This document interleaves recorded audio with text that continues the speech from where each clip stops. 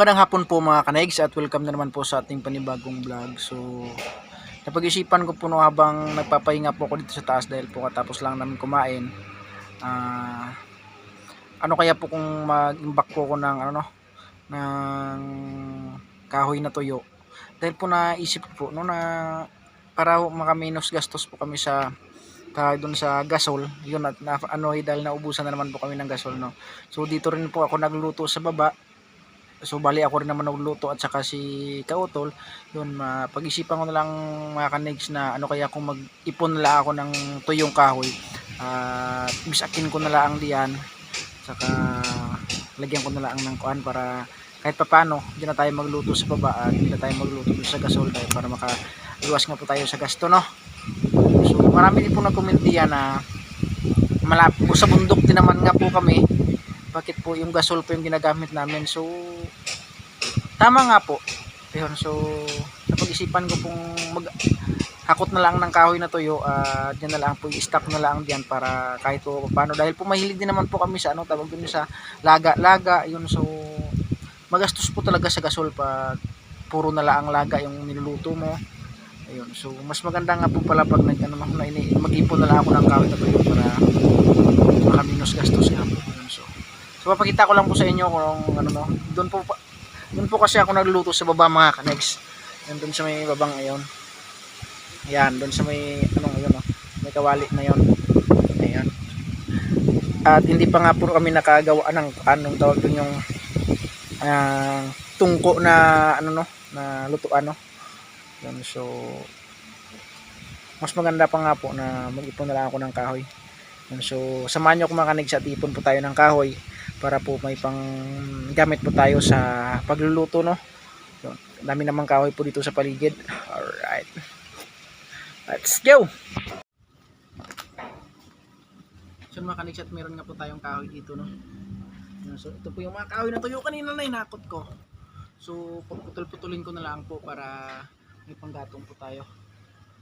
Ayun, so let's go.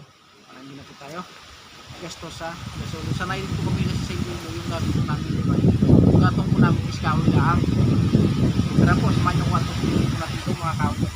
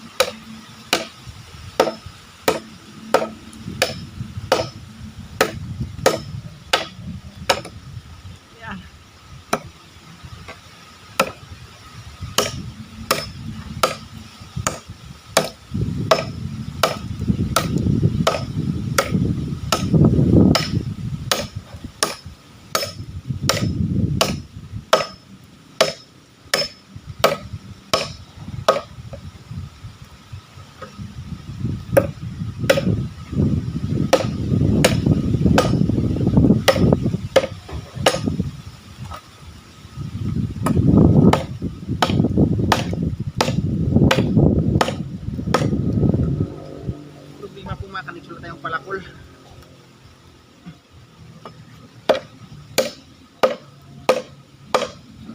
Salang lang natin dun kasi naman sa ating tungkol bakal. So naputulungan natin.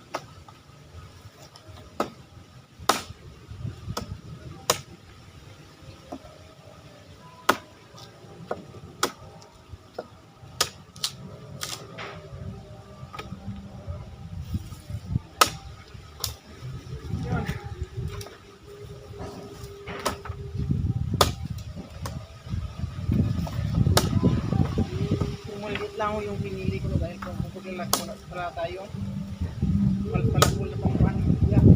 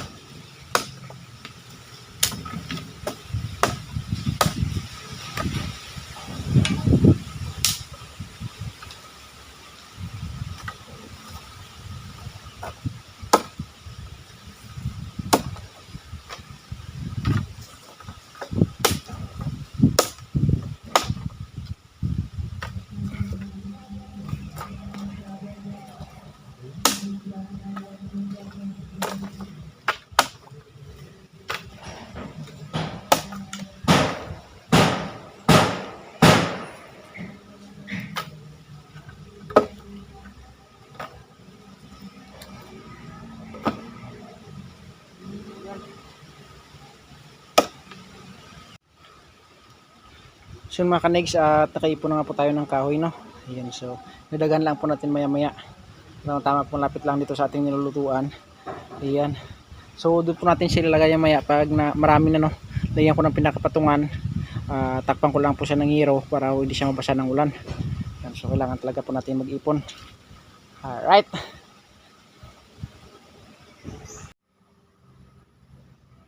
so mga kanegs, kukuha sana ako ng kahoy dun sa baba, no, sa lupa ni Tatay Sani, kaso hindi po ako nakapagpaalam. So bukas ko na siguro ako kuha, dahil nga po kailangan po natin nagpaalam kay Tatay Sani, no. Siyempre nga ho, tuyo nga ho yan, wala namang problema yung tuyo, pero mas maganda ho yung nagpapaalam tayo sa may-ari ng lupa at kahoy. Ayun, so mahirap naman po basta-basta nakuha lang tayo dun sa baba. Hindi po tayo nakapagpaalam. Pero yung mga kahoy na yung kinuha ko po mga kanegs, ay doon galing yan sa ni Kuya Jun. Ayun. At ni si Rosilino, yung mga ni paring candidate nung nag-garden siya, nag-garden niya o yung siya ng kanyang mga gulay tanim. Yung pag nung nalinis siya doon, may mga kahoy na tuyo, yung kinuha ko na doon, no. So doon sana madami sa Tatay Sani sa lupa, kaso hindi tayo nakapagpaalam. Siguro bukas na o mamayang hapon pag ganyan si Tatay Sani sa kulungan ng kanyang mga baboy. Ayan, para at least po kumbaga may respeto rin naman po tayo, no, sa may-ari, no, para wala po siyang masabi sa atin dito. Alright, at yun, at napag-isipan ko na nga po yung mga kanegs, dahil po yung ang tawag doon, yung pinaka sahig dun sa bahay ni Utol Kapanalig na plywood, na sabi ni Kuya John at ni Kuya Joel ay may sobra ho na isa. Yun ang pag-isipan ko po, no, tingin ko po kay Utol Kapanalig at sabihan ko siyang gawin ko pong pinaka ang tawag doon, pinaka toolbox po, no, para doon sa mga gamit na ipinadala ni Sir Lagalag. Ayun, sino po yung mga nagpadala ho ng mga gamit din eh. So gusto ko po siyang gawa ng pinakalalagyan para nga po pagtapos na gamitin, nakakalat lang ho diyan, mas maganda po yung meron siyang lalagyan. Gagawin ko po siya ng pinaka toolbox para pagkatapos po gamitin, ilalagay na lang po sa lalagyan. At bilhan ko na rin po ng bisag wrap po, tapos lagyan ng pinakatakip at lagyan po ng pinaka-lock para pagkatapos pag wala na hindi na pwedeng, kumbaga hindi na natin gamitin, yun, isasarado na lang po natin at ilalak na lang po at ilagay lang doon sa kwarto or saan mo po yun, o doon sa may pinaka-stock room nito panalig sa baba, para nga po kahit paano, kahit kung sunod na araw kung gusto natin gamitin yung mga gamit, andun lang natin kukunin, hindi yung diyan lang nakakalat-kalat mga kaniks, di ba? Dapat din po nating ingatan yung mga gamit na binigay sa atin dito sa team Kapanalig, para nga po makita rin po nila kung sino man nung padala na iniingatan po natin, yun, para mas kung sa kanila parang kumbaga po may may halaga din yung mga binigay nila sa team Kapanalig. Yun, so bukas po pag may natira kong isa, gagawin ko pong pinaka toolbox para pinaka ano po, at safety na rin po yung ating magamit, no, dahil lagyan po natin ng pinaka-lock. Ayun, so abangan nyo lang po yun mga kanegs, at gawan po natin ng pinaka toolbox. Alright, sana may matira. Kagaya nga pala ng ano, no, ng mga gamit ng mga grinder, bara de cabra, sinsel, ano po yung ibang mga gamit yan, lagari, martilyo, pait, yun ang mga dapat natin pong lagay talaga sa box para kahit paano po hindi po siya mawala, no. Ang dami na pong gamit nila, kaya po ng barina, electric drill, yun yung sander, ano po yung iba na gamit yan, yung pangkahoy, yung para pwede siyang pamputol ng mga plywood. So mga kanegs, at kakahatid ko lang po ng kape nila doon, no? Doon nga sila nagkape sa taas sa bahay na Tol Kapanalig. Ayun, so maya maya po napansin ko nga po yung mga bakal doon na maiksi, yung ganito kahaba, ay nakakalat lang po doon sa baba. Ay mamaya po pagtapos na sila kuya doon sa trabaho, hingal ako. So kukunin ko po mamaya yon, at lagay ko lang po sa sako para, at saka lagay po sa tabi para nga po makapagkinabangan din po yun, no? Kahit po ipa ano mo lang po yun, tawag pa ano mo po sa junk shop, kaya saan akong nagagamitan man tayo, para dyan lang po sa tabi pag kinuha po natin.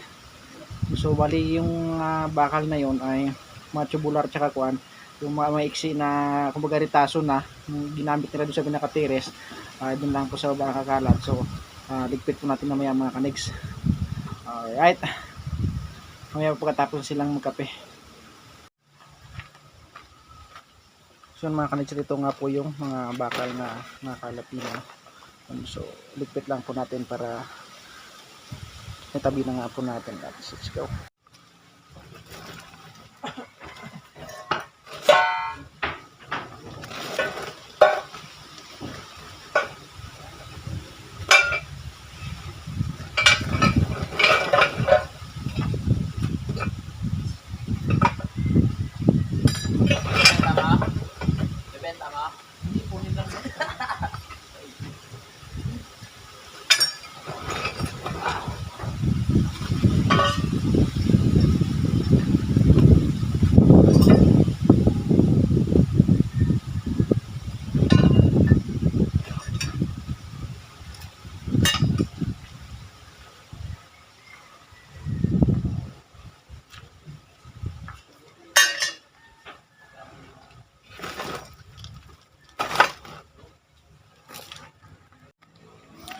So natin ko pa nilagay mga kanegs, no, pati yung mga steel deck, no.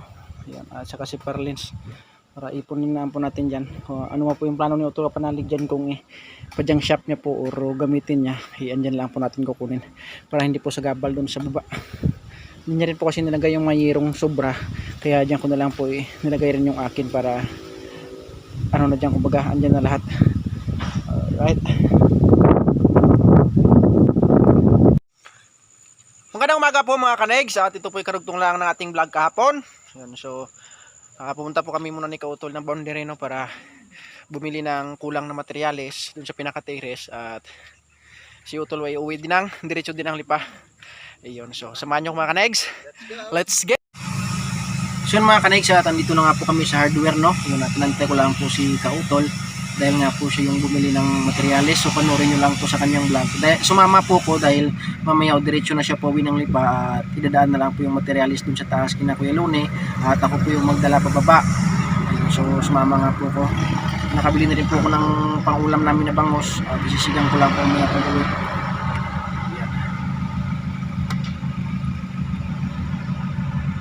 So hintayin lang po natin si Kautol, no, na makabalik lang po sa tricycle.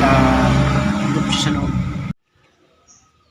So nga po mga kanegs, at dito na nga po kami, no, at yun na nga po yung aming binili ni Kautol, at si Kautol nga po ay pauwi na po ng lipa, no. Ingat, ayun. So ito po yung iba, no, mga welding rod tsaka kuan, yung nakabili rin po ako ng isda. Yun, so pababa na nga po tayo mga kanegs, let's go. So yun mga kanegs, at andito na nga po tayo sa kubo, no, at kakarating lang po natin. Yan, so ando na nga po yung mga materials na pinabili nila sa baba. Dinala ko na nga po doon, no. Nandun rin si Utol Kapanalig at nakabili rin po ako ng ulam. So maya maya po yung magluluto po ko, no. Yan, si paring Kadidit po ay busy dun sa kanyang gulayan. Yun. So silipin po natin kung ano po ginagawa ni paring Kadidit ng mga kanigs. Ayan, tayo sa baba.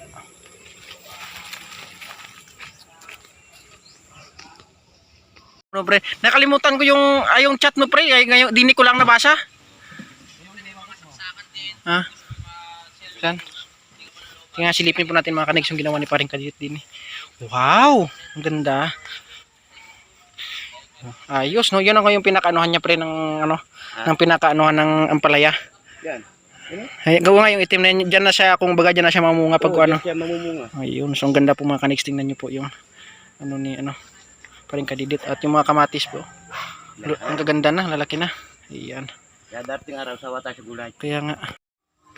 So yun mga kanigs, tabulin nga natin si Kautol, no, dahil nga po pinadala ko kanina ni Utol Kapanalig yung ATM niya sa kanya para po mag-withdraw doon sa tawag doon, 7-Eleven. Binigay niya sa akin yung pera, pero yung ATM andun daw sa wallet niya. Kaya habulin muna natin siya. Chinat ko rin, 9 lang ako doon, no. Yun, so motor ni paring Kadidit yung ating gamitin. Let's go. Ingal. Buti na lang at hindi pa siya nakalayo. Alright. Yun, at nahabol na nga po natin mga kanigs si Kautol, no. At andito na nga po yung ATM at tinabi ko na nga po. Ito, kita ko lang sa inyo mamaya. Diyan biyahe na po tayo pabalik. Mahaba rin po yung biyahe natin, siguro mga 2 kilometro siguro. Ayan. Alright. Right, yun nga po mga kadigs, at nakabalik na nga po na tayo dito sa Kalaka at nakuha ko na nga po yung team ni Utol Kapanalig.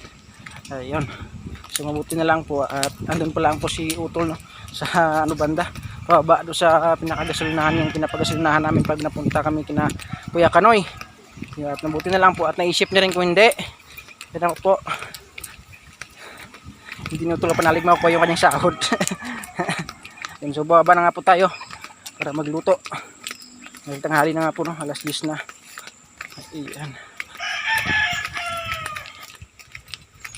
Alright. Magluto po tayo ng sinigang na bangus. Pinakasawa rin naman po, puro na lang karne ng baboy, di baka. So mag-isda naman po tayo ngayon. Ayan.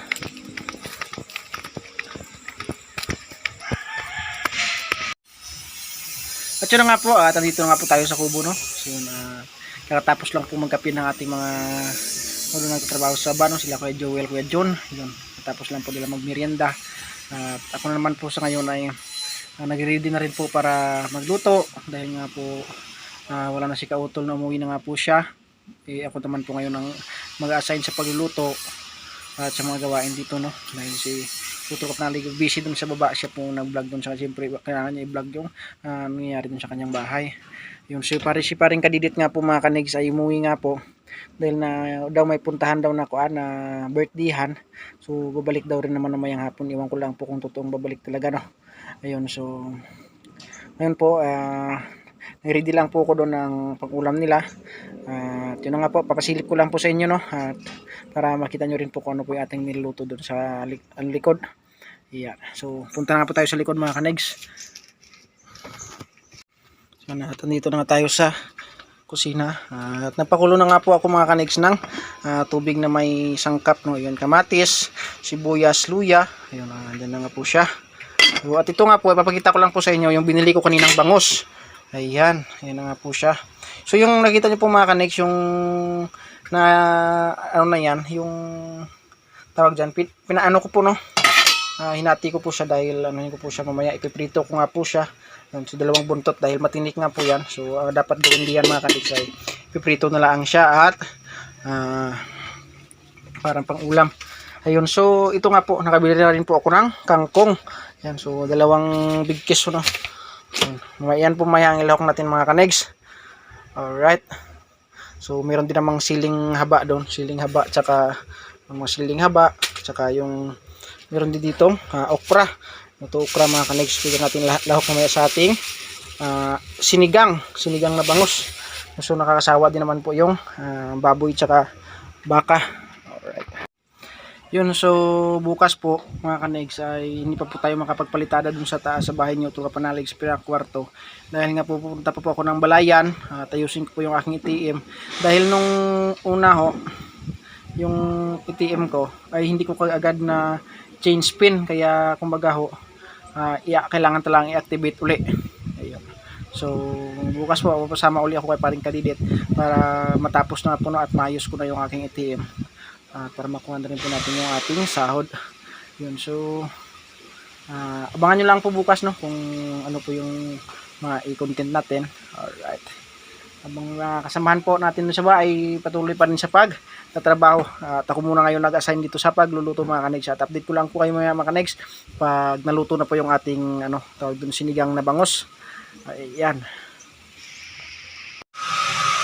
So mga kanegs, habang inantay po natin kubulo yung ating pinakulo ang sangkap no para sa sinigang natin na bangos. So maghugas po na tayo ng plato para ready na po mamaya para sila kumain dahil tanghali na mag-alas 11 na po mga kanegs. Tara samahan nyo mga kanegs at maghugas po na tayo ng plato. So mga kanegs, at maghugas po na tayo ng plato no. Tara samahan nyo mga kanegs para diretso na po yung trabaho natin mamaya. So maya po bangan nyo po mga kanegs sa next vlog ko po no dahil matatapos na nga po yung bahay ni Tuga Panalig, yung natirang tawag doon, yung natirang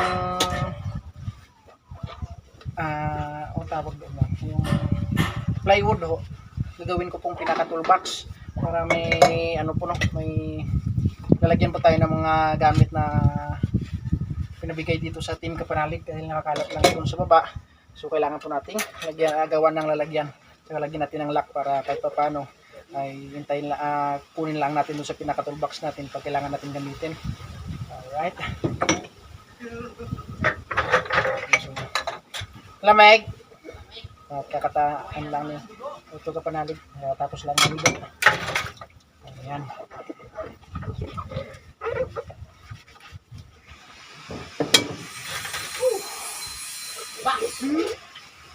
Reality. Malagyan po natin ng pinakatakip na para malagyan po natin ng lock ang ating gagawin pinaka toolbox.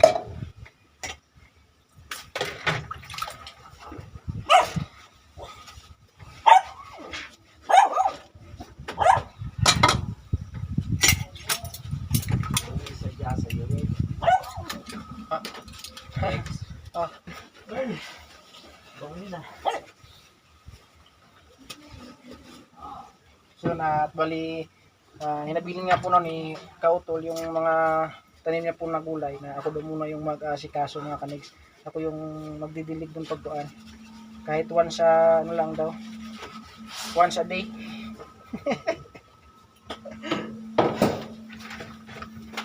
Siyempre po wag ganitong mainit, kailangan din po ng gulay ko baga na tubig. Kaya kanina diniligan niya siguro, bukas na lang po tayo magdilig. Dahil ilang araw pa daw siya bago makabalik.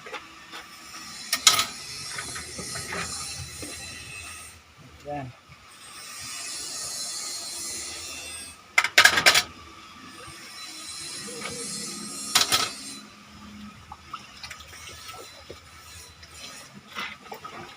Buksan na nga po kami ng sabon pang hugas. So, bukas siguro pag pumunta ko balaya, bibili na lang ang pagkaan. Ayan.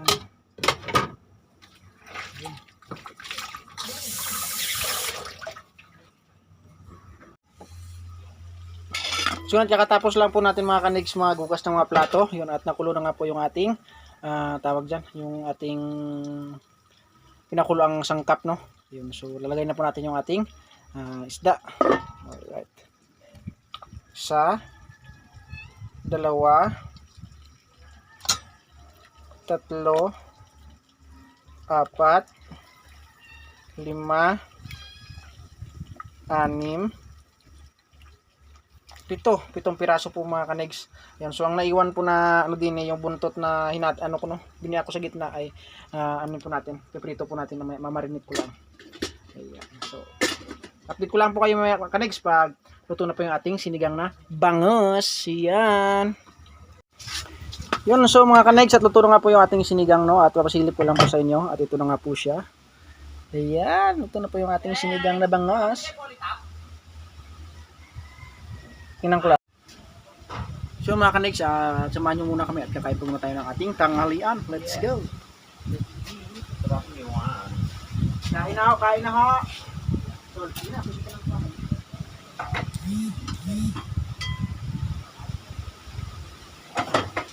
Kain na, masarap na.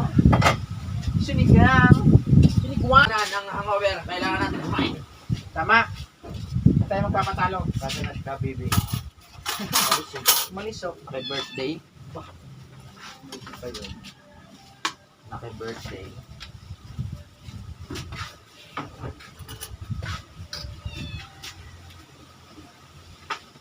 Uy, alin na kayo? Alin tayo. Masarap ang kain pag sabay-sabay. Ay, ang buhay. Yeah. Oh. Nakabili siya ng pulitas. Wala nga, nakalimutan niya. Sige no, ano yung kuya, yung pulitas yung pamamasilya. Tapos kuyahin mo na siya pagkatapos. Kahit no, Kahit panipis lang doon ba? Para ano, di lang siya pasukin ng tubig. yung pinagkatahan niyang welding. Sausawa na masarap. Yan ang masarap. Wow. Maganda siguro kuya ipintura ng ano diyan yung kuha na lang, yung spray na lang, so spray paint, maganda no. Pwede rin Tapos siya. lagyan lang tapot. Ganda no. Itam. Nakali ko na yung ano. Paborito nung matatanda. Tulo. Tulo. Yeah.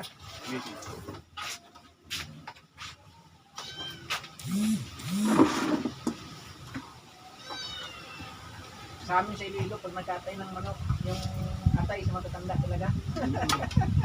Ba't yan ganun? Oo. Hilig nila yan? Oo. Ginagawa ko pag ilang kami sa bahay. Ginagayat ko lang ako, mga 5 kami, 5 gayat lang yung isang Yeah. manok. Sige kuya, mamo na.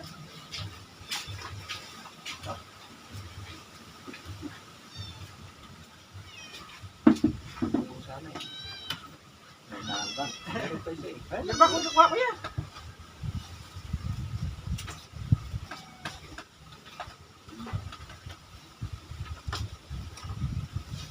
Kain na mga kanig.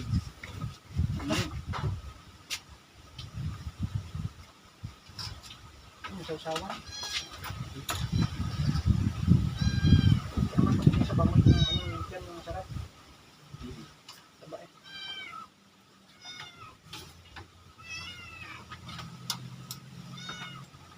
Ito yung masarap yan. Pili.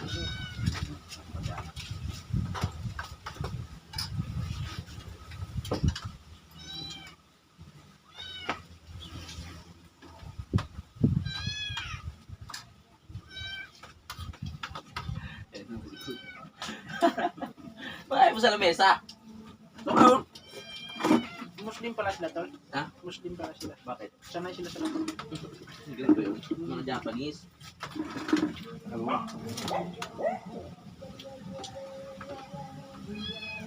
Buti pa yan. Ang tagal talaga.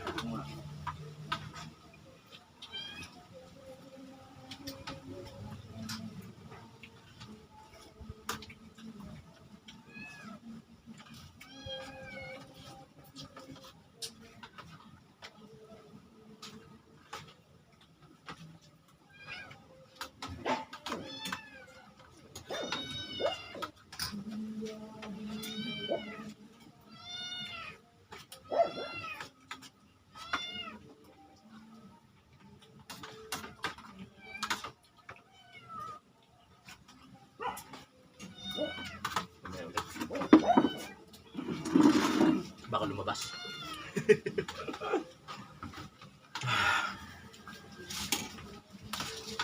So yun mga kanigs, at katapos lang po namin kumain no. So medyo mababa na po ito ating vlog at magkita-kita po tayo sa next video.